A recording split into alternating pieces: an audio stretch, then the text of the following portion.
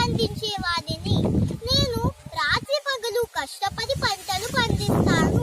నేను పల్లెల్లో నివసిస్తాను. నేను ఎవరిని? అవును, నేనే మీ రైతు నేస్తాన్ని. దేశం మొత్తానికి ఆహారాన్ని అందించేవాడిని. అందుకే రైతే రాజన్నారు.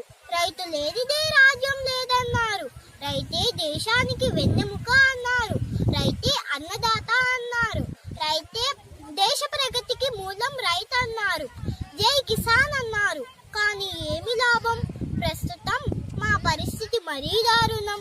ప్రకృతి ప్రకోపాలకు విలవిలలాడుతూ, కరువు కాటకాల కోరల్లో చిక్కుకొని, అధికారుల నిర్లక్ష్యానికి గురవుతూ, అధిక వడ్డీ రేట్లతో సతమతమవుతూ, కల్తీ పురుగు మందులు, నకిలీ విత్తనాలతో పంట నష్టాన్నే పొందుతున్న అన్నదాత అనబడే మాకు ఆకలే మిగిలింది. ఆత్మహత్యే శరణ్యమయ్యింది. ఇది ఇలానే జరిగితే పల్లె చిత్రమైపోతుంది. రైతులు తగ్గిపోతారు. రానున్న రోజుల్లో మన తరువారి తరం వారికి తిండి కూడా మిగలదు.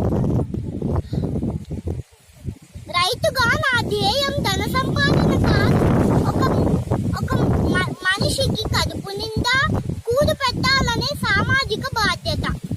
మాకు కావాల్సింది మీ జాలి కాదు. ఒక వ్యక్తికైనా, కుటుంబానికైనా, సమాజానికైనా మేమే బలం. తిండి కలిగితే కందగలదోయ్, కందగలిన వాడేను మనిషోయ్ అన్నారు.